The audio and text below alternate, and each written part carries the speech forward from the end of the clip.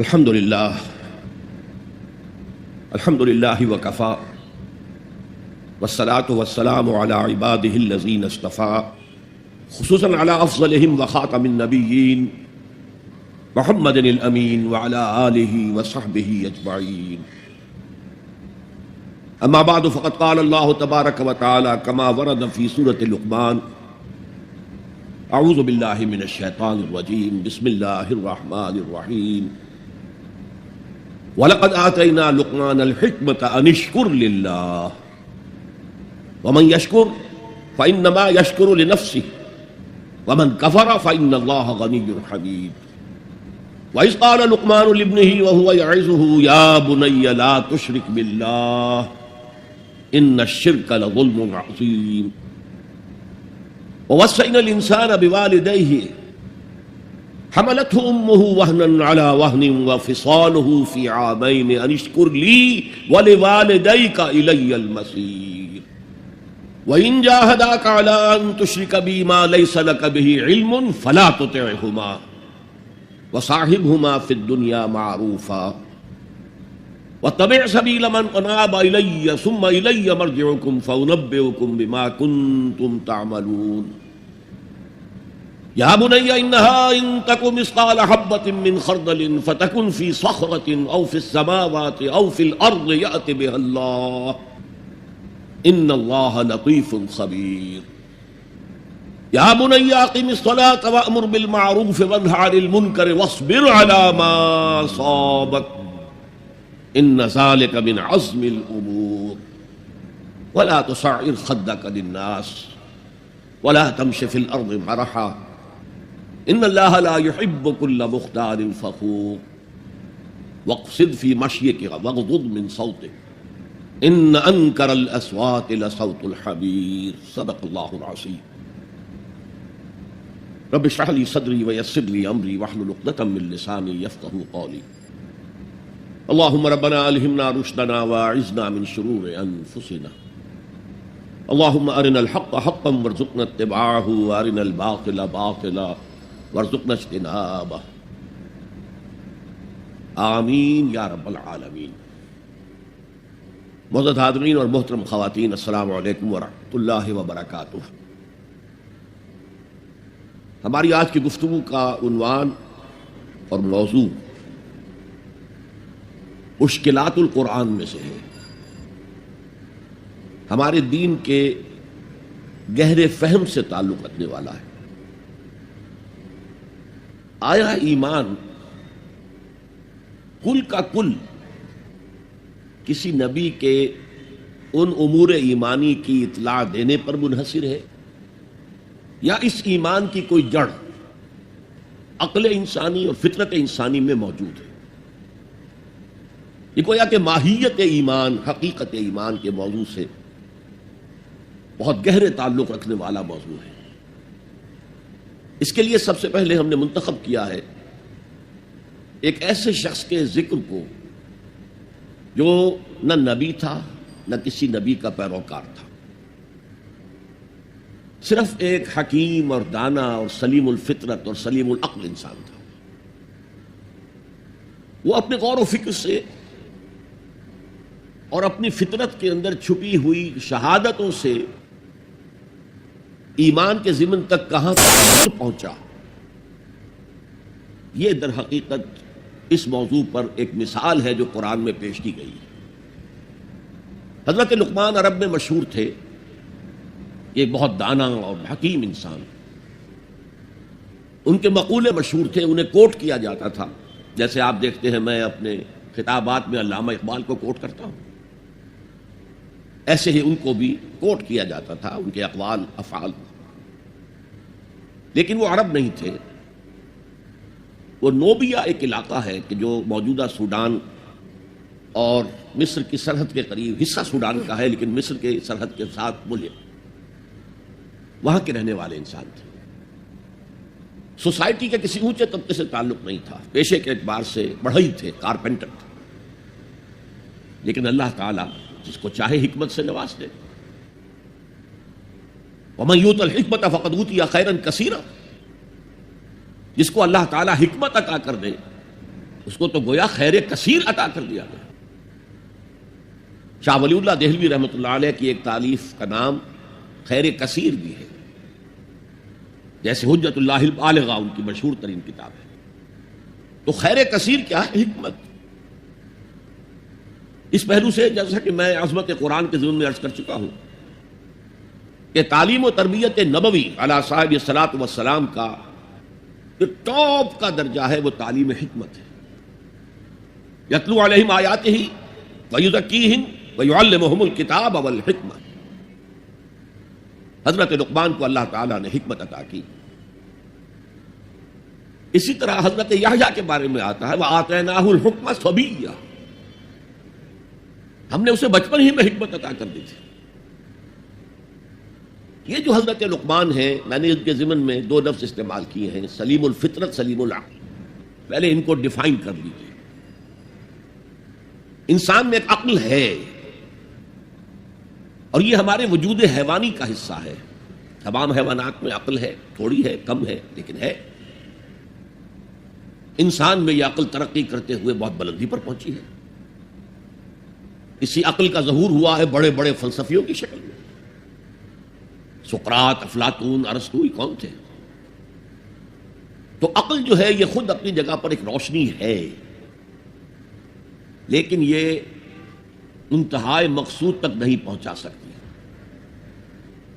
اس کی لمیٹیشنز ہیں. اقبال کہتا ہے گزر جا عقل سے آگے کہ یہ نور چراغ راہ ہے، منزل نہیں ہے. یہ راستہ تو دکھاتی ہے لیکن منزل تک نہیں پہنچا سکتی. دوسری طرف لفظ فطرت ہے. فطرت کسے کہتے ہیں؟ فطرت کا تعلق انسان کے روحانی وجود سے ہے. یہ روحانی وجود جو ہے اپنے اندر کچھ گواہیاں لیے ہوئے ہے. اس وجود کے اندر اللہ کی معرفت اور اللہ کی محبت موجود ہے، لیکن پوٹینشل فارم میں ہے، بالقوہ ہے. اس کا ظہور ایک پروسیس سے ہوتا ہے. اس پروسیس پر ہم بعد میں آج گفتگو کریں گے انشاءاللہ. ابھی صرف ان دونوں اصطلاحات کو پہچان لیجیے. عقل خالص سے اگر کوئی شخص اس کائنات کی گتھی کو سلجھانا چاہے گا، عقل خالص، فطرت کو نظر انداز کرتے ہوئے، فطرت کے اشاروں کو نظر انداز کرتے ہوئے، فطرت کے اشاروں کی کرتا ہے نگہبانی، یا بندہ صحرائی یا برد کوہستانی، وہ فطرت سے قریب تر ہوتا ہے. بڑے بڑے شہروں میں رہنے والے لوگ فطرت سے دور تر ہو جاتے ہیں. بہت سے لوگوں کو آسمان دیکھنے کا موقع نہیں ملتا. اگر جا رہے ہیں دفتر کار میں جا رہے ہیں، اوپر چھت ہے، نکلتے ہی اندر گھس گئے، باہر نکلے ہیں فوراً بیٹھ گئے کار. گھر میں آئے ہیں، اپنے فلیٹ کے کسی مالے پر پہنچ گئے، وہاں کہاں آسمان نظر آئے. تو جتنا جتنا تمدن آگے بڑھا فطرت سے دور ہوتا چلا گیا. لیکن اس فطرت کے اندر جو شہادت مضمر ہے وہ ایک بہت بڑی حقیقت ہے. اب اگر تو یہ دونوں چیزیں، فطرت کے اشارات اور عقل کی رہنمائی، دونوں کے نتیجے میں، دونوں کے امتزاج سے جو شے وجود میں آئے گی اس کا نام حکمت ہے. اور جو عقل خالص سے جو شے وجود میں آئے گی وہ فلسفہ ہے. قرآن مجید نے فلسفے کا لفظ استعمال نہیں کیا. عقل خالص اور خالص منطق کے نتیجے میں انسان جہاں تک پہنچتا ہے اسے فلسفہ کہہ سکتے ہیں. اور یہ فلسفے جو ہیں، میں نے کسی موقع پر شاید عرض کیا ہے کہ ویسے تو بے شمار ہیں. ایگزسٹانشلزم ہے اور امپیریلزم ہے اور میٹیریلزم ہے اور ریئلزم ہے اور آئیڈیلزم ہے، نمنکلزم ہے، لاجیکل پازیٹیوزم ہے برٹرینڈ رسل کا. لیکن یہ دو بڑی بڑی کیٹیگریز میں تقسیم ہے. ایک یہ خیال ہے کہ اس کائنات کی اصل بنیاد کچھ آئیڈیاز پر ہے، یہ آئیڈیلزم کہلاتا ہے، یہ افلاطون اس کا بانی ہے اور اس کی شاخیں ہیں. ایک یہ کہ نہیں، اصل وہ نہیں تصورات نہیں، اصل یہ کائنات ہے، یہ ریئل ہے، یہ ریئلزم کہلاتا ہے. اسی کی شاخیں ہیں امپیریلزم، میٹیریلزم، لاجیکل پازیٹیوزم وغیرہ وغیرہ. عقل خالص جو ہے اس کے بارے میں نوٹ کر لیجئے کہ اس کی آخری انتہا یا سکیپٹسزم ہے، ارتیابیت، شک، ہر طرح شک، ہر چیز کے بارے میں شک. اور یا پھر ایگنوسٹسزم ہے، لا ادریت، کہ ہم نہیں پہچان سکتے، اس حقیقت کا علم حاصل کر ہی نہیں سکتے، وہاں تک ہماری رسائی ہو ہی نہیں سکتی، لا ادری، میں نہیں جانتا، تو لا ادریت، ایگنوسٹسزم، یا ارتیابیت، ریب سے بنا شک، اور اس سے بنا ہے اسکیپٹسزم۔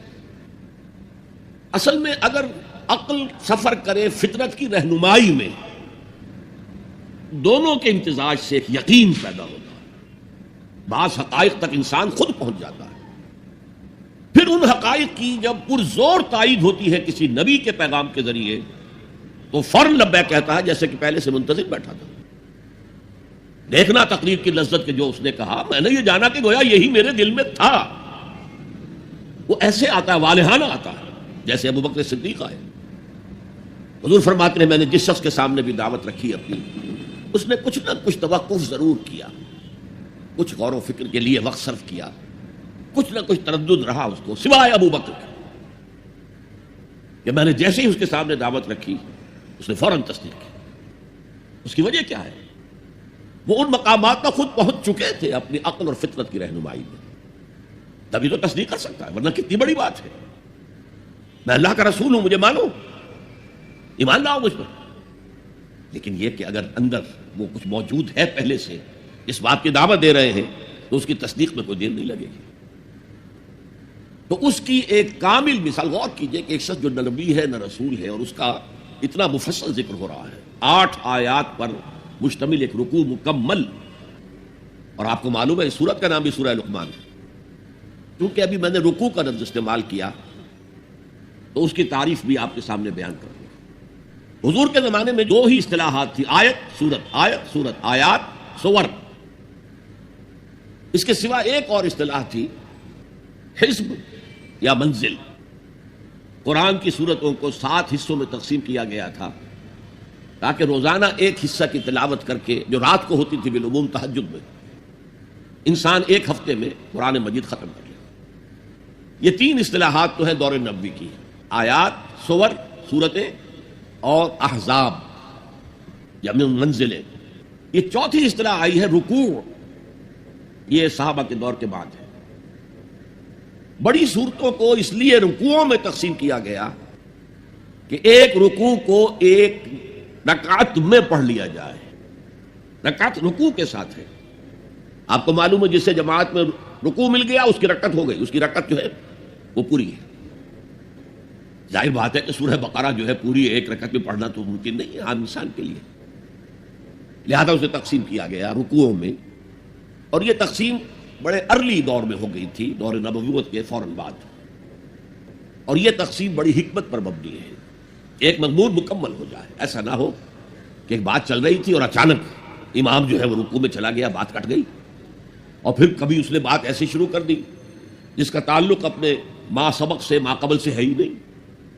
یہ کام کرتے ہیں وہ ائمہ جو عالم نہیں ہے، حافظ ہے، قاری ہے، عالم نہیں ہے، اور اس میں بسا اوقات بڑی شدید تکلیف ہوتی، کوفت ہوتی۔ تو یہ رکوع جو ہے ان میں بڑی صورتوں کو تقسیم کیا گیا تاکہ اتنے حصے ہو جائیں کہ ایک رکعت میں ایک انسان تلاوت کر لے اور مضمون پورا ہو جائے، بات کہیں درمیان میں نہ ٹوٹے۔ اب دیکھیے اس پورے رکوع کا اس وقت درس دینا میرے لیے ممکن نہیں ہے، اس کو میں نے صرف ایک شہادت کے طور پر پیش کیا ہے، لیکن اس کے ذریعے ہمیں معلوم ہو جائے گا کہ عقل و فطرت کی رہنمائی میں انسان کہاں تک پہنچ سکتا ہے، جہاں سے آگے صرف عقل و فطرت رہنمائی نہیں کر سکتی۔ فرمایا وَلَقَدْ آتَيْنَا لُقْمَانَ الْحِكْمَةَ أَنِ اشْكُرْ لِلَّهِ، ہم نے لقمان کو حکمت عطا کی تھی کہ کر شکر اللہ، گویا کہ حکمت کا لازمی نیسیسری تقاضا، نتیجہ اللہ کا شکر ہے۔ اب اس میں دیکھیے 2 چیزیں مل گئی، شکر اور اللہ کا شکر۔ کس کا شکر؟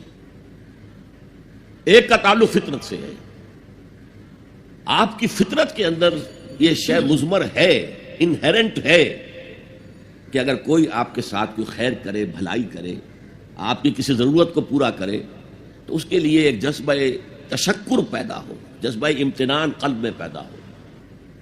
اور آپ اگر کلچرڈ انسان ہیں تو آپ پھر اسے زبان سے بھی ادا کریں گے، جناب آپ کا بہت شکریہ، آپ نے میری یہ ضرورت پوری کی ہے۔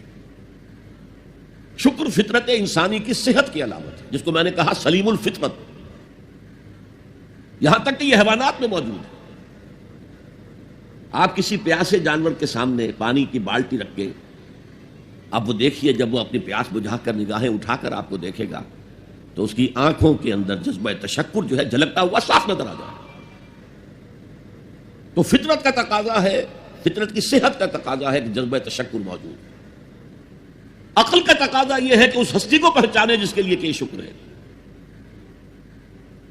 سب سے پہلے آپ کو معلوم ہے، جیسے کہ آگے چل کر آیا، انشکر لی ولوالدیک، سب سے پہلا شکر جو انسان میں ہوتا ہے وہ اپنے والدین کے لیے ہوتا ہے۔ پالا پوسا، تکلیفیں اٹھائیں، اپنا پیٹ کاٹا اور ہمیں کھلایا، اپنی نیند جو ہے کھوئی، لیکن ہمارے اگر کوئی ہماری تکلیف لاحق تھی تو اس کا مداوع کرتے رہے۔ اس سے آگے انسان سوچتا رہا، اس ہوا سے مجھے بہت فائدہ ہوتا ہے، یہ آگ میرے لیے بہت مفید ہے، سب سے بڑھ کر یہ سورج ہے۔ تو ان کے لیے بھی ایک جذبہ تشکر ابھرا۔ لیکن ایک شکر تو اس ہستی کا ہوتا ہے جس کو انسان خود بھی کوئی بدلہ دے سکے۔ ہل جزاء الاحسان الا الاحسان، والدین کے تشکر کا آپ حق ادا کر سکیں گے اگر بوڑھے والدین آپ کے پاس ہوں۔ اما یبلغن عندک الکبر احدہما او کلاہما فلا تقل لہما اف ولا تنہرہما وقل لہما قولا کریما واخفض لہما جناح الذل من الرحمۃ وقل رب ارحمہما کما ربیانی صغیرا۔ اور اگر تمہارے پاس تمہارے والدین میں سے کوئی ایک یا دونوں بڑھاپے کی عمر کو پہنچ ہی جائیں تو دیکھنا کبھی انہیں اف تک نہ کہنا، کبھی انہیں جھڑکنا نہیں، ان سے بات کرنا بہت ادب کے ساتھ، اور اپنے کندھوں کو جھکا کر رکھنا ان کے سامنے، سینہ تان کے بات نہ کرنا۔ اور سب سے بڑھ کر یہ کہ اللہ سے دعا کرنا کہ اللہ میں ان کا حق ادا کرنے سے قاصر ہوں، تو ہی ان پر رحم فرما، میں تجھ سے رحم کی درخواست کر رہا ہوں، میری اس درخواست کو شرف قبول عطا کرتے ہوئے ان پر رحم فرما۔ یہ گویا کہ آخری ہے، وقل رب ارحمہما کما ربیانی صغیرا۔ بہرحال بڑھاپے میں خدمت کی ہے تو کچھ نہ کچھ تو حق ادا کیا ہے۔ لیکن اگر کسی ایسے شے کا معاملہ ہے، میں بہت زیادہ وقت نہیں دینا چاہتا اور درمیانی کڑیاں بھی بیان کرتا ہوں۔ سورج ہے، اس کی ساری حرارت سے یہ سارا نظام چل رہا ہے۔ یہ بھی کہتے ہیں سورج ہی کا ٹوٹا ہوا ٹکڑا ہے یہ زمین، اسی سورج کی حرارت سے فصلیں پکتی ہیں، اسی سورج کا عمل تو ہے جو پانی کو بخارات بنا کر اٹھا رہا ہے سمندر سے، اسی سورج کے اتار چڑھاؤ سے ہواؤں کا نظام ہے، اسی سولر انرجی کو توارے درخت جو ہے جذب کر رہے ہیں، اور ان کی لکڑی کو جلا کر وہی سولر انرجی ان میں سے تم نکال لیتے ہو۔ گویا کہ انسانی زندگی کا جہاں تک انسان سوچ سکتا ہے وہ دار و مدار سورج پر ہے۔ لیکن سورج کا شکریہ کیسے ادا کریں، اس کے ساتھ کیا احسان کریں، کیا بھلائی کریں، کیا خدمت کریں؟ لیکن اگر نہ کیا جا سکے تو آدمی سر ٹیک دیتا ہے، تعظیم کرتا ہے، یہیں سے شکر بڑھ کر عبادت کی شکل اختیار کرتا ہے۔ اور آپ کو معلوم ہے پوری دنیا میں اللہ کے سوا سب سے زیادہ جس کو پوجا گیا ہے وہ سورج ہے۔ لیکن عقل کی ایک چھلانگ اور ہے، صرف ایک چھلانگ۔ یہ سورج اور چاند تو ایک نظام میں جکڑے ہوئے معلوم ہوتے ہیں، ہر روز ایک ہی نظام سے معاملہ چل رہا ہے، کوئی اور ہے جس کے نظام میں یہ جکڑے ہوئے ہیں؟ یہ ایک چھلانگ ہے۔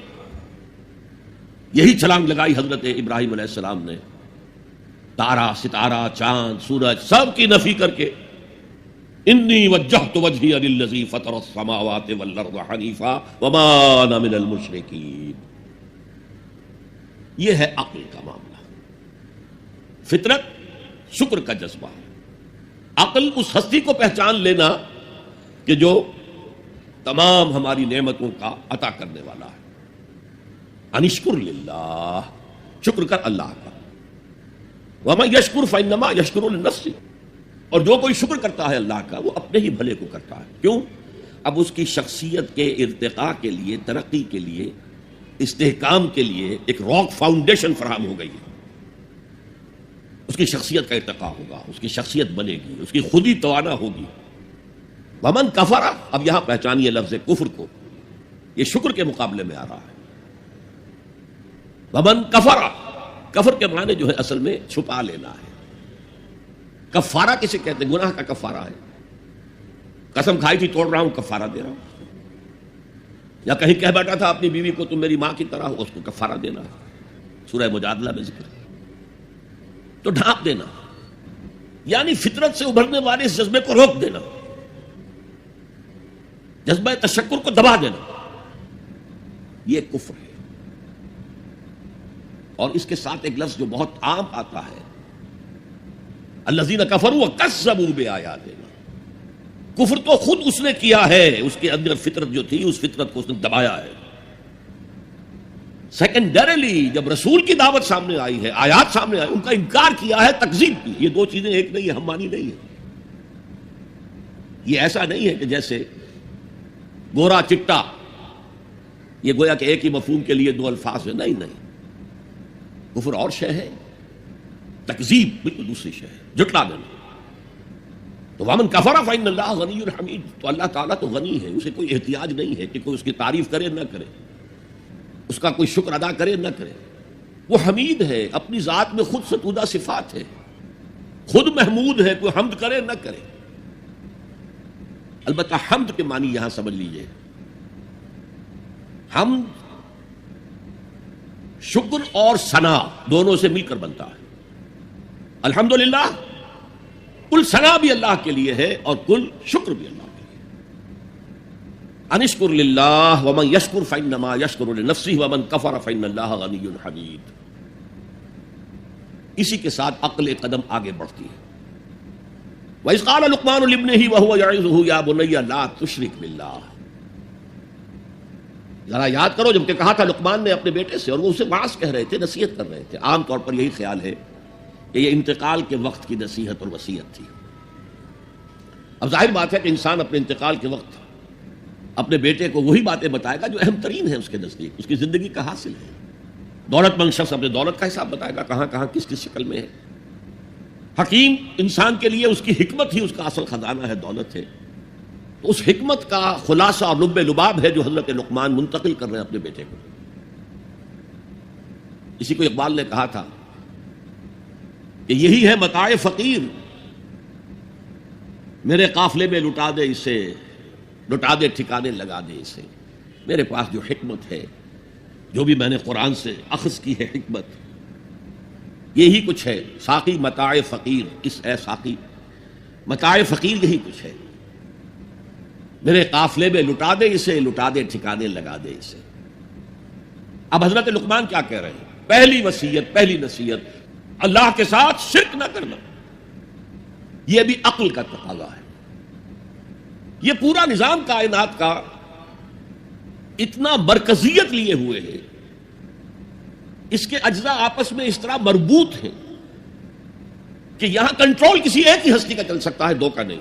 دو کا ہوگا لفسدتا، اللہ کے سوا بھی کوئی الہ ہوتا تو کائنات میں فساد ہو جاتا ہے۔ ایک کی مرضی یہ ہے، دوسرے کی یہ ہے۔ قرآن میں یہ بھی آیا ہے کہ پھر ہر جو الہ، ہر خالق اپنی شے لے کے علیحدہ ہو جائے گا۔ ایک ہستی ہے جو اس کائنات کو کنٹرول کر رہی ہے، ایک ذہن ہے جو اس کائنات میں کار فرما ہے، ایک حکمت ہے جو اس پوری کریشن کی پشت پر ہے۔ ایک قل هو اللہ احد، یہ ہے حکمت کا دوسرا نتیجہ عقل کے اعتبار سے۔ لا تشرک باللہ، اب یہاں میں شرک کی اقسام نہیں بیان کر سکتا۔ ان الشرک لظلم عظیم، یقیناً شرک بہت بڑی زیادتی ہے، بہت بڑا ظلم ہے۔ ظلم کسے کہتے ہیں؟ عربی میں اس کو کہتے ہیں وضع شیء فی غیر محلہ، کسی شے کو اس کے اصل مقام سے ہٹا دینا۔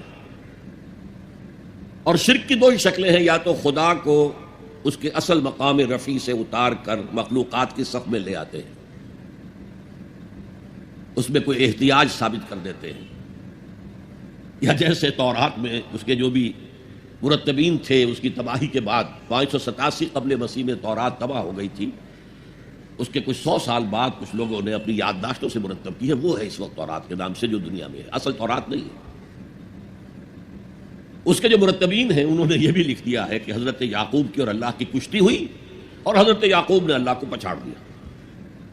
یہ بھی ہے انسانی سطح پر لے آئے, یا پھر مخلوقات میں سے کسی کو اللہ کی جگہ پہنچا دیا. دونوں جو ہیں ظلم, یعنی وضع الشیء فی غیر محلہ, شے کو اس کی اصل حقیقت سے, اصل جگہ سے, اصل مقام سے, اصل مرتبے سے ہٹا دینا. ان الشرک لظلم عظیم. شرک فی الذات بدترین شرک ہے, اللہ کی ذات میں بیٹا ماننا, بیٹی ماننا, یا یہ اللہ ہی نے اس کائنات کی شکل اختیار کر لی, ہر چیز خدا ہے. فلسفوں میں یہ امعوس کا فلسفہ, یہ شرک فی ذات کی بدترین صورت ہے, بدترین صورت ہے. پھر شرک فی صفات ہے. بدقسمتی سے ہماری زبان میں الفاظ, صفات کے لیے جو الفاظ ہیں وہ مشترک ہیں اللہ میں اور مخلوق میں. اللہ موجود ہے, ہم بھی موجود ہیں. اللہ علیم ہے, ہم بھی علیم ہے. عالم ہے, علامہ بھی ہے, علامہ. یہ جو اشتراک لفظی ہے اس سے بھی مغالطے پیدا ہوتے ہیں. اللہ کی جملہ صفات اس کی ذاتی ہے, قدیم ہے جیسے اس کی ذات قدیم ہے, اور غیر انتہائی ہے, لامحدود ہے. جبکہ مخلوقات کی ہر صفت عطائی ہے, اللہ کی دی ہوئی ہے, ذاتی نہیں ہے. محدود ہے, لامحدود نہیں ہے. اور جیسے اس کا وجود حادث ہے اس کی صفت بھی حادث ہے. یہ فرق اگر ملحوظ رہے تب تو آدمی بچ جائے گا شرک فی صفات سے, ورنہ گڑبڑ ہو جاتا ہے معاملہ. پھر شرک فی الحقوق ہے, اللہ کا حق ہے کہ اس کی بندگی کی جائے, اس کا حکم مانا جائے, اس کا قانون نافذ کیا جائے, اس کی حاکمیت تسلیم کی جائے. اس میں اگر آپ آ کر شریک ہو گئے, ہم خود حاکم ہیں, حاکمیت جمہور, سلطانی جمہور کا آتا ہے زمانہ, جو نقش کہن تم کو نظر آئے مٹا دو, شرک ہے. فرعون خدائی کا دعویٰ کر کے عظیم ترین شرک کا ارتکاب کر رہا تھا. نمرود نے خدائی کا دعویٰ کیا, عظیم ترین شرک کا ارتکاب کر رہا تھا. یہ شرک کی میں نے 3 موٹی, اس میں تفاصیل ہیں بہت. تو اس قال لقمان لابنہ وہو یعظہ یا بنی, اب بنیہ کو نوٹ کیجئے, اے میرے چھوٹے سے بچے. اس کا یہ مطلب نہیں ہے, یہ پیار سے ہے. والدین کے لیے بیٹے جوان ہو جائے تب بھی بچے ہی رہتے ہیں, وہ محبت ان سے اسی طرح کرتے ہیں جیسے چھوٹے بچوں سے کی جائے. تو یہ اس میں تصغیر ہے, یا بنی, اے میرے چھوٹے سے بچے, لا تشرک باللہ, اللہ کے ساتھ شرک مت کیجو, ان الشرک لظلم عظیم, شرک بہت بڑا ظلم ہے. ووصینا الانسان بوالدیہ.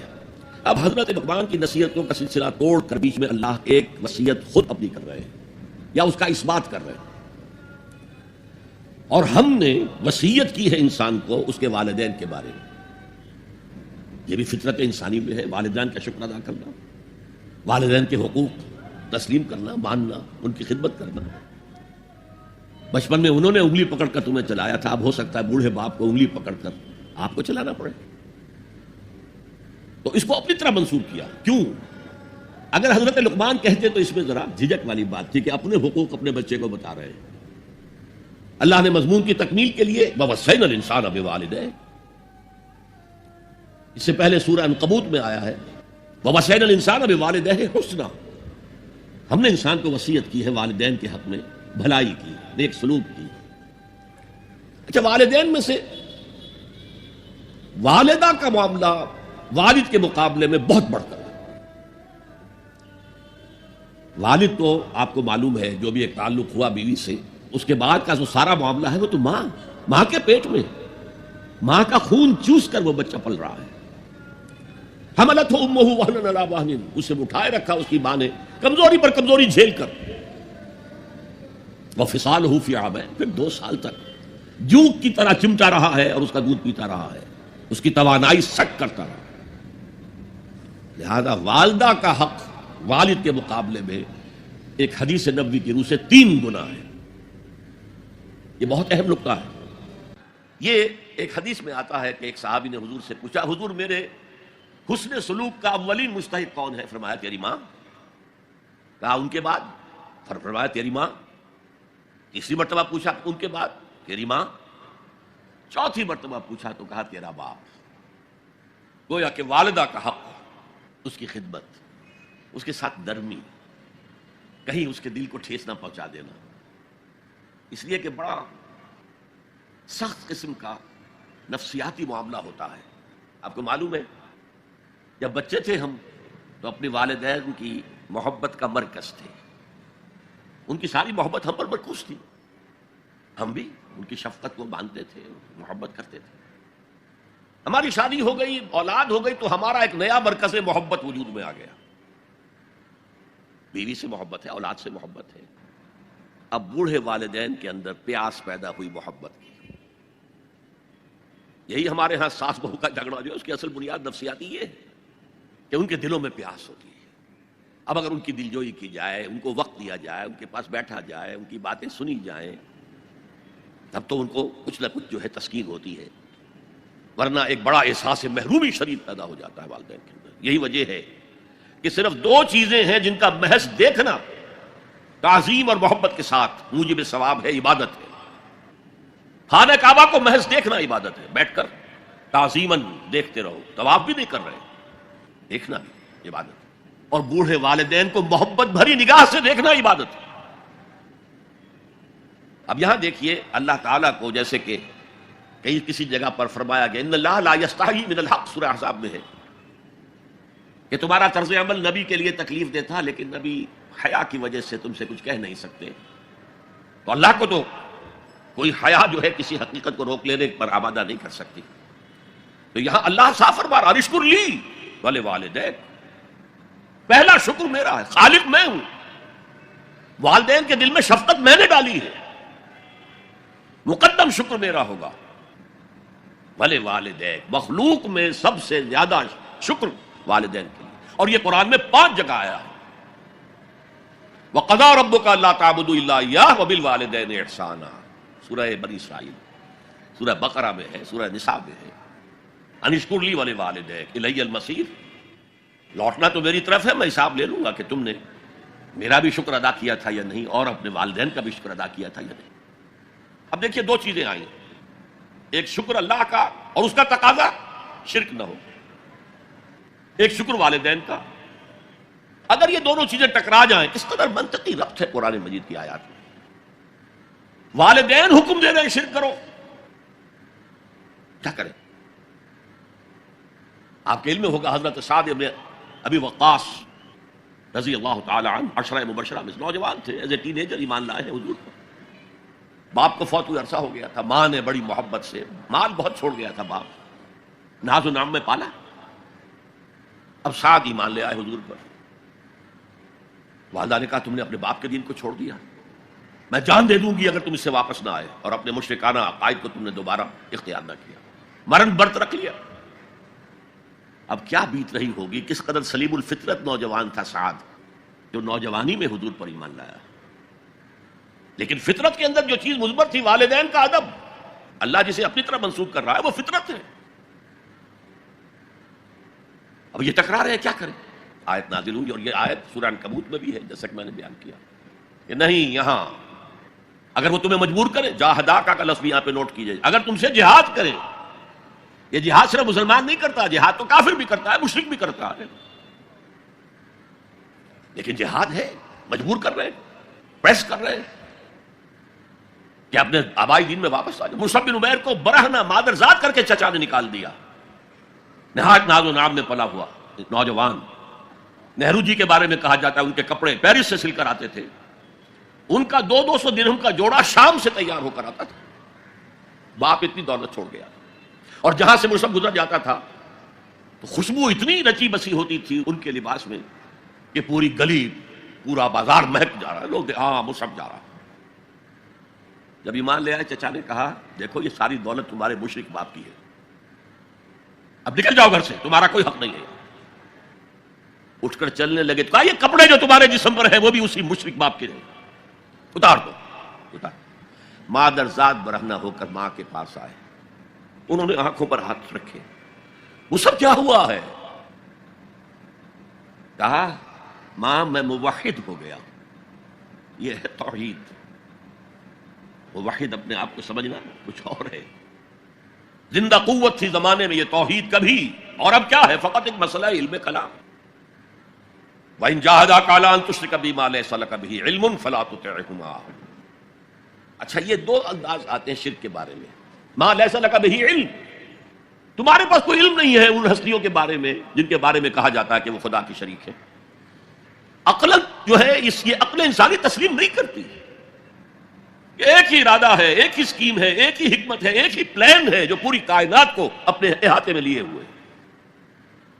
یا کہا جاتا ہے ما لم ينزل به سلطانا، کسی ایسی ہستی کو شریک نہ کرو جس کے لیے اللہ نے کوئی سند نہیں اتاری. اللہ اگر کہتا میرے ساتھ یہ بھی شریک ہے تو ٹھیک ہے، ہم اللہ کو سجدہ کرتے ہیں، اس کو بھی کر دیتے ہیں. جیسے کہ حضور سے کہلوایا گیا ان کان للرحمن ولد فانا اول العابدین، اگر رحمان کا کوئی بیٹا ہوتا سب سے پہلے میں عبادت کرتا اس کی. کوئی نہیں ہے، نہ بیٹا ہے نہ بیٹی ہے. قل هو اللہ احد اللہ الصمد لم یلد ولم یولد ولم یکن له کفوا احد. تو فرمایا وَإِن جَاهَدَاكَ عَلَىٰ أَن تُشْرِكَ بِي مَا لَيْسَ لَكَ بِهِ عِلْمٌ فَلَا تُطِعْهُمَا. لیکن یہی توازن دیکھیے، یہ صرف اللہ کے کلام میں ہو سکتا ہے. یہ نہیں کہ پھر ان کو دفاع کرو، ان سے کوئی تعلق نہ رکھو، نہیں. صاحبهما فی الدنیا معروفا، ان کا کہنا تو مت مانو اس معاملے میں. اللہ کا حق احق ہے، بالا تر ہے، لیکن ان کے ساتھ دنیا میں رہو معروف طریقے سے، ان کے حقوق ادا کرو. چاہے مشرک ہے والدین، چاہے کافر ہیں والدین، ان کی خدمت تمہارے ذمے ہے، ان کی ضروریات پورا کرنا تمہارے ذمے ہے اپنے مقدرت کے مطابق. صاحبہما فی الدنیا معروفا، اور واتبع سبیل من اناب الی، پیروی والدین کی ضروری نہیں ہے، اطاعت والدین کی لازمی نہیں ہے. لا طاعت لمخلوق فی معصیت الخالق، کسی مخلوق کی اطاعت نہیں کی جا سکتی اگر اس سے خالق کی معصیت لازم آ رہی. تو والدین کے لیے بھی ہے، اطاعت مطلق نہیں ہے، پیروی ان کی ضروری نہیں ہے. پیروی اس کی کرو جس نے اپنا رخ میری طرف کر لیا. ابھی اللہ کا کلام چل رہا ہے نا درمیان میں جو آیا ہے، اتباع اس کی کرو. دیکھو کون ہے جس نے اپنا رخ میری طرف کر لیا ہے، پیروی اس کی کرو، والدین کی نہیں. اسی لیے سورہ بقرہ کے 30 رکوع کی پہلی آیت جہاں حضور کی دعوت کا بیان ہے، وہ کیا ہے؟ یا ایھا الناس اعبدوا ربکم الذی خلقکم والذین من قبلکم لعلکم تتقون.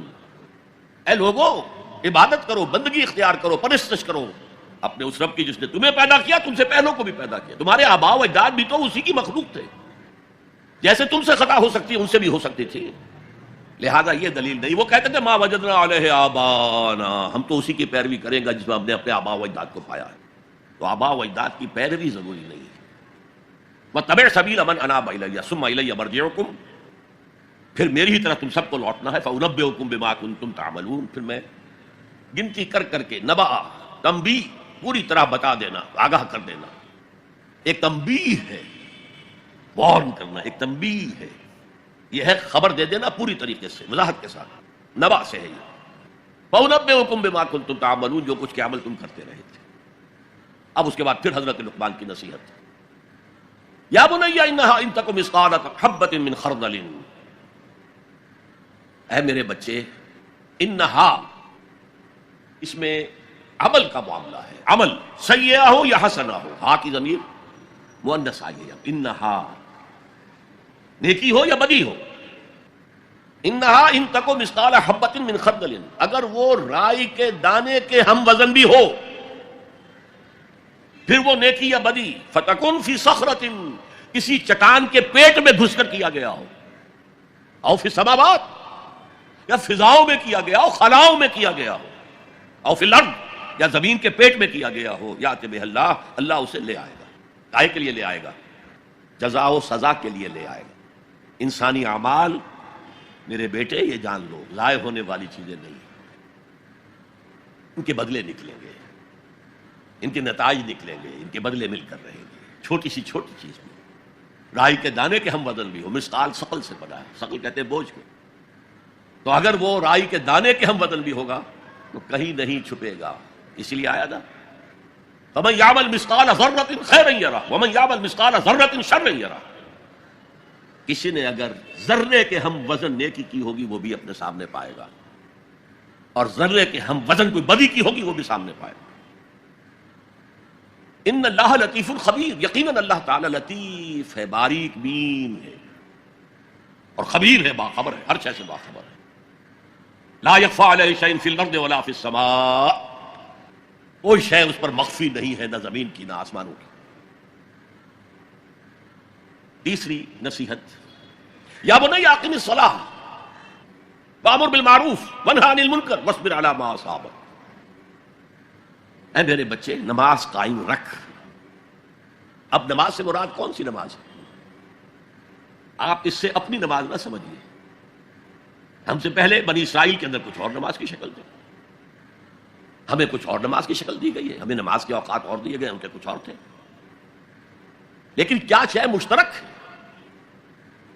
اللہ کے ساتھ ایک لو لگانے کی شکل، اللہ کے ساتھ تجدید عہد کرتے رہنا، اللہ تعالیٰ کے ساتھ ایک تعلق قلبی اور ایک ربط ذہنی برقرار رکھنے کا کوئی نظام ہونا چاہیے، وہ ستون مانو اسے، الصلاۃ عماد الدین، تو نماز قائم رکھ، میں نے ترجمہ رکھ کیا ہے، کر نہیں۔ ظاہر بات ہے کہ لقمان بھی نماز پڑھتے ہوں گے، جو بھی نماز تھی ان کی، اور یقیناً ان کا بیٹا بھی پڑھتا ہوگا، اس لیے یہاں نماز قائم کر کی بجائے بہتر ترجمہ ہے نماز قائم رکھ۔ وامر بالمعروف ونہی عن المنکر، اب پھر فطرت کا معاملہ آ گیا۔ فطرت انسانی واقف ہے کہ یہ شر ہے، یہ خیر ہے، جسے میں نے اس سے پہلے کہا ہے کئی مرتبہ، بیسک ہیومن موریلٹی، جو پوری انسانیت کی میراث ہے، ہر مذہب میں وہی ہے، اسی کی بنیاد پر کچھ لوگ ڈیولپ کرتے ہیں فلسفہ وحدت ادیان، لیکن وہ بات درست نہیں ہے۔ البتہ یہ کہ جہاں تک بنیادی اخلاقی تعلیمات ہیں وہ مشترک ہیں، وہ انسانوں کی مشترک میراث ہے، جھوٹ مت بولو، سچ بولو، وعدہ خلافی نہ کرو، وعدہ پورا کرو، راہ میں کوئی بھٹک رہا ہو تو راستہ دکھاؤ، کوئی اندھا ہے تو انگلی پکڑ کر اسے سڑک پار کرا دو، یہ فطرت انسانی ہے۔ اس پہلو سے معروف کا لفظ آیا، نیکی کا لفظ نہیں آیا یہاں، جانی پہچانی شے، اذا ساعت کا سیئتک وحرت کا حسنتک فانت مومن، اگر تمہیں کوئی نیکی کا کام کر کے مسرت حاصل ہو، دل میں انشراح ہو جائے، اللہ نے مجھے توفیق دی، اور کوئی برا کام کر کے برا لگے، یہ میں نے کیا کر دیا، نہیں کرنا چاہیے تھا، تو تم مومن ہو، تو معروف شے ہے، جانی پہچانی چیز ہے نیکی، اور منکر ہے، فطرت انسانی اباح کرتی ہے برائی سے، یہ علیحدہ بات ہے کہ انسان جو ہے اپنی فطرت کے خلاف چلتا ہے، اپنے مفادات کو دیکھتا ہے، دنیا پرستی میں غرق ہو گیا ہے کہ اندر سے اس کا ضمیر کانشنس اسے ملامت کرتا ہے، تم غلط کام کرتا ہے، پھر آیا بر میں ہم دیکھ سکے وہ اپنے آپ کو سیٹسفائی کرنے کے لیے کہتا ہے میں فلاں فلاں نیکی کا کام بھی تو کر رہا ہوں، تو اتنا مضطرب کیوں ہے؟ یہ سارا معاملہ معروف منکر، یا بنی اقم الصلاۃ وامر بالمعروف وانہی عن المنکر، اے میرے بچے نماز قائم رکھیو، انتقال کے وقت کی یہ وصیت ہے، اور نیکی کا حکم دیتا رہیو، معروف شے کا پرچار کریو، یہ وہی مضمون آ گیا سورۃ العصر کا، والعصر ان الانسان لفی خسر الا الذین آمنوا وعملوا الصالحات وتواصوا بالحق وتواصوا بالصبر، یا بنی اقم الصلاۃ، یہ عمل صالح، شرک سے بچ گئے، یہ ایمان ہے، توحید ہے، وامر بالمعروف ونہی عن المنکر، حکم دے نیکی کا، بھلائی کا، معروف کا، اور روک منع کر منکر سے، جس سے اباح کرتی ہے انسان کی فطرت، جس میں وہ جانتی ہے کہ یہ کام اچھا نہیں ہے۔ وَاصْبِرْ عَلَىٰ مَا أَصَابَكَ، وہ صبر بھی آ گیا، وَتَوَاصَوْا بِالصَّبْرِ، اور پھر جو بیتے اس پر صبر کیجو، اس لیے کہ امر بالمعروف اور نہی عن المنکر بڑا کڑوا فعل ہے، یہ خاص طور پر نہی عن المنکر کسی کو اچھا نہیں لگتا، ریزنٹمنٹ ہوتی ہے، بچے بھی جیسا کہ میں عرض کر چکا ہوں، اگر آپ کہہ دیں بھائی یہاں مت کھیلو، یہ کھیلنے کی جگہ نہیں ہے، تو پھر اکثر و بیشتر اپنی عزت سلامت لے کر گھر جانا ممکن نہیں ہوگا، اور جو سب سے بڑا حق ہے، یہ زمین، یہ کائنات اللہ کی ہے، وہ اس کا حاکم ہے، اس کی حاکمیت قائم کرو، تو جو خدا بنے بیٹھے ہوں اپنی حاکمیت کا سکہ چلا رہے ہیں وہ برداشت کریں گے؟ یہ دیکھیے عیسائیت میں یہ تصور موجود ہے، آخر ہے تو حضرت عیسیٰ نبی تھے نا، اللہ کے رسول تھے، ان کی جو سورہ فاتحہ ہے، جیسے ہماری نماز کی کوئی رکعت نہیں ہو سکتی سورہ فاتحہ کے بغیر، اسی طرح لارڈز پریئر ہے ان کی جو سورہ فاتحہ کی جگہ ہے، اور اس میں یہ جملہ Thy kingdom come, Thy will be done on earth as it is in heavens، اے رب تیری حکومت آئے، تیری سلطنت آئے، جسے آسمانی بادشاہت بھی کہا گیا ہے، اے رب تیری بادشاہی آئے، thy kingdom come, thy will be done on earth، تیری مرضی زمین پر بھی اسی طرح پوری ہو as it is in heavens، جیسے آسمانوں میں پوری ہو رہی ہے۔ پوری کائنات تو تیرے حکم کے آگے سر بسجود ہے، دنیا میں تیرے خلاف بغاوت ہو گئی ہے۔ اے رب تیری حکومت یہاں بھی قائم ہو جائے، یہاں بھی تیری مرضی کے مطابق معاملات ہیں۔ اب اس میں ظاہر بات ہے ریزنٹمنٹ ہوگا، جو خدائی کا تخت جمائے بیٹھے ہوں، جن کے ویسٹڈ انٹرسٹ ہوں، جو اس معاشرے میں پریولیج کلاسز ہوں، وہ کبھی گوارا نہیں کریں گے۔ تو یہ معمولی سی ریزنٹمنٹ کے ساتھ ساتھ بڑے سے بڑے ٹارچرز آئیں گے، سزائیں دی جائیں گی، مارا جائے گا، قتل کیا جائے گا، جیلوں میں بھرا جائے گا۔ لیکن فرمایا وَاصْبِرْ عَلَىٰ مَا أَصَابَكَ، جو بھی پڑے تم پر پھر جھیلو اور برداشت کرو۔ إِنَّ ذَلِكَ مِنْ عَزْمِ الْأُمُورِ، یہ بڑے عظیمت کے کاموں میں سے ہے، بڑے عزم اور ہمت کی ضرورت ہے، اس کے لیے بڑی قوی قوت ارادی کی ضرورت ہے، بہت پختہ ڈٹرمینیشن کی ضرورت ہے۔ یہ معمولی باتیں نہیں ہیں۔ یا بنی اقم الصلاۃ وامر بالمعروف وانہی عن المنکر واصبر علی ما اصابک ان ذلک من عزم الامور۔ اب اس کے بعد دو چیزیں عام اخلاقیات میں سے، ولا تصعر خدک للناس، اپنے گال پھلا کر نہ رکھو لوگوں کے سامنے، اس لیے کہ جو شخص اس مقام پر پہنچ گیا ہے اب اس پر شیطان کا حملہ ایک ہی ہو سکتا ہے، اور وہ یہ کہ تکبر پیدا ہو جائے، دوسرے انسانوں کو وہ حقارت سے دیکھے، یہ کن گندگیوں میں پڑے ہوئے ہیں، یہ نالی کے کیڑے ہیں، نفرت پیدا ہو جائے، تکبر پیدا ہو جائے۔ سعد جو ہے ایک بیماری کا نام تھا جو کہ گردن میں اونٹ کے ہوتی تھی، جس کے اونٹ ٹیڑھی ہو جاتی تھی، تو یہ جسے آپ کہتے ہیں کج رخی، کج کلاہی، ٹوپی بھی کج رکھی ہوئی ہے، اور کوئی آپ سے بات کرتا ہے تو اس کی طرف منہ کر کے جواب نہیں دیتے، ایسے ہی جواب دے دیا۔ حضور کے بارے میں آتا ہے کہ کوئی بھی شخص اگر آپ سے بات کرتا تھا آپ پورے اس کی طرف مڑ کر اس کی بات سنتے تھے، کہ نہیں کہ بے اعتنائی کے ساتھ بس بات سننی نہیں۔ وَلَا تُصَعِّرْ خَدَّكَ لِلنَّاسِ وَلَا تَمْشِ فِي الْأَرْضِ مَرَحًا، اور زمین میں اترا کر نہ چلیو، اکڑ کر نہ چلیو۔ ان اللہ لا يحب كل مختال فخور، یقیناً اللہ کو بالکل پسند نہیں ہے مختال بنا ہے خیل سے، اختیال، گھوڑے کی چال میں ایک تمکنت ہوتی ہے،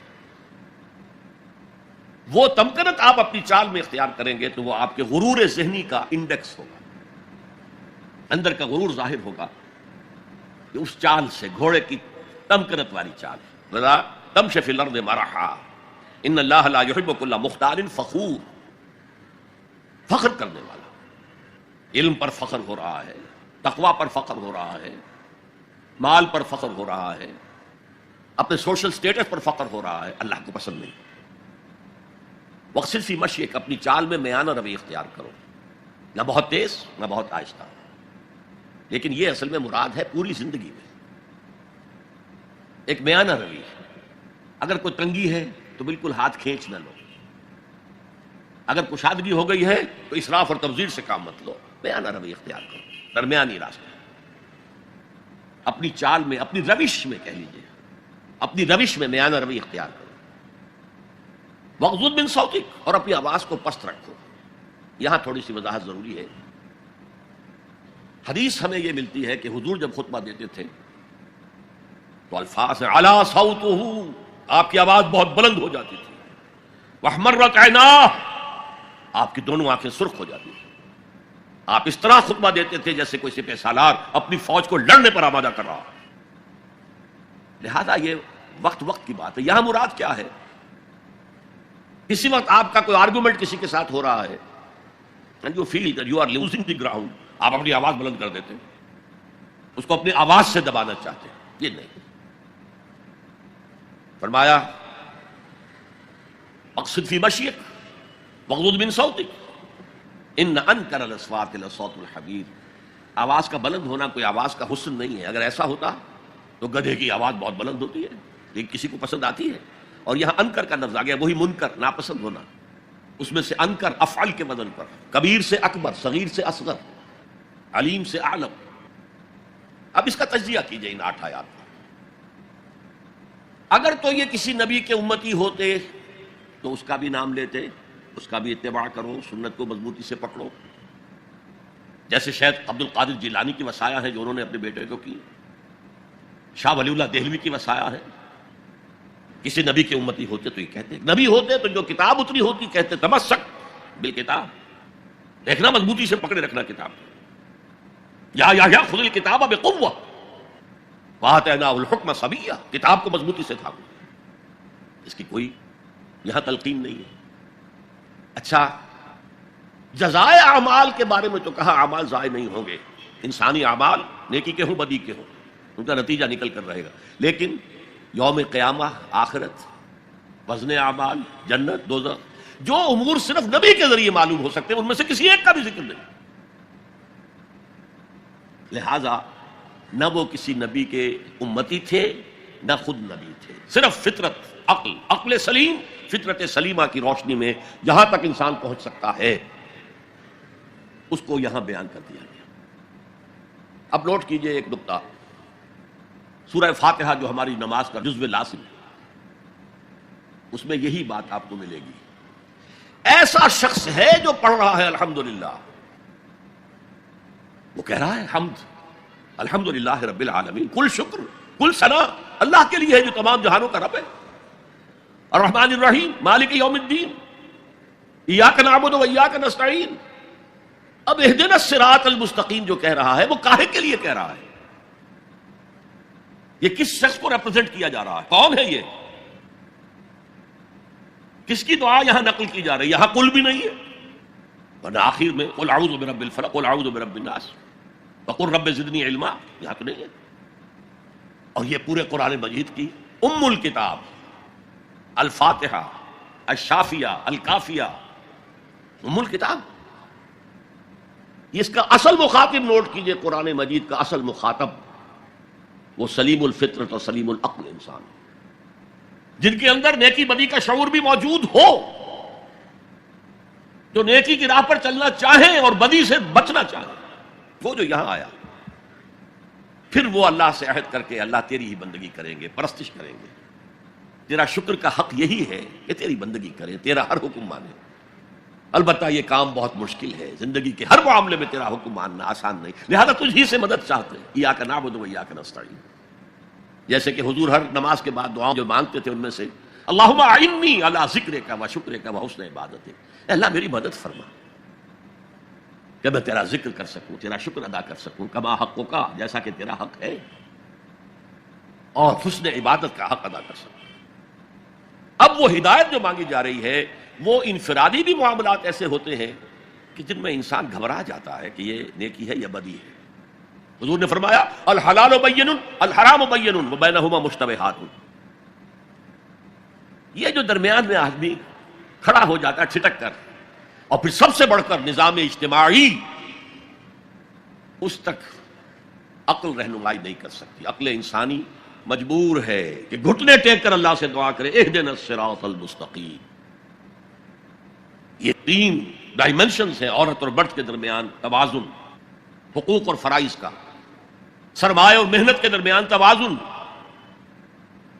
اور جو بھی حکام وقت ہوں اور عوام ان کے درمیان توازن. یہ انسان کے لیے ممکن نہیں. یہاں انسان مجبور محض ہے کہ ہاتھ جوڑ کر دعا کرے. اور دیکھیے اسی کا ثبوت کیا ہے، جب اس اہدنا الصراط المستقیم کا جواب شروع ہوا ہے، یہ تو سوال تھا نا، سائل بن کر ہم نے کہا، اور اب سورہ بقرہ سے جواب شروع ہو رہا ہے. دیکھو یہ ہدایت کی کتاب ہم تمہیں دے رہے ہیں، الف لام میم ذالک الکتاب لا ریب فیہ ھدی للمتقین. یہ ہدایت ہے صرف ان کے لیے جو بچنا چاہتے ہیں. جسے کانٹ نے کہا ہے مورل لا ود ان، اس نے کہا کہ وجود ہستی کے دو دلیلیں ہیں سب سے بڑی، the starry heavens above and the moral law within. ہمارے اندر مورل لا ہے، یہ اچھا ہے یہ برا ہے، یہ خیر ہے یہ شر ہے، یہ مورل لا ہے اندر. جن کا یہ مورل لا فطرت کی صحت و سلامتی کی بنیاد پر برقرار ہے، جو تمیز کرتے ہیں بھلائی اور برائی میں، ان کے لیے ہدایت ہے. اولاً وہی آتے ہیں سلیم الفطرت لوگ، ابو بکر اور عثمان رضی اللہ تعالی عنہما، والذین تبعوہم بإحسان، پھر کچھ لوگ ان کے پیچھے پیچھے بھی آتے ہیں. ایک نمونہ دیکھ لیا، کچھ لوگ بڑھ رہے ہیں، یہ دوسرے درجے کے لوگ ہیں. قرآن مجید میں درجہ بندی بیان کی گئی ہے. السابقون الاولون من المہاجرین والانصار والذین اتبعوہم باحسان رضی اللہ عنہم ورضوا عنہ. تو یہ سابقون الاولون جو ہیں وہ سلیم الفطرت، وہ سلیم العقل انسان ہیں جو ان چیزوں تک پہنچ چکے ہیں، البتہ ابھی یقین کی دولت جو ہے حاصل نہیں ہوئی. اور یہی نقشہ کھینچا گیا ہے حضور کا، وَوَجَدَكَ ضَالًّا فَهَدَىٰ. ضال کا ترجمہ جو ہے گمراہ بھی کر دیا جاتا ہے. ضال اسے بھی کہتے ہیں کہ کوئی شخص کسی کے عشق میں دیوانہ ہو جائے، اور ضال وہ بھی ہے جو ابھی حق کی تلاش میں سرگرداں ہے. تو جو غور و فکر غار حرا میں ہو رہا تھا، حدیث میں آتا ہے تحنسو، یہ تحنسو فی، جا کر آپ وہاں عبادت کرتے تھے. تو وہ عبادت کیا تھی؟ کان صفت تعبدہ فی غار حرا تفکر والاعتبار. غار حرا میں آپ کی عبادت کی صفت کیا تھی؟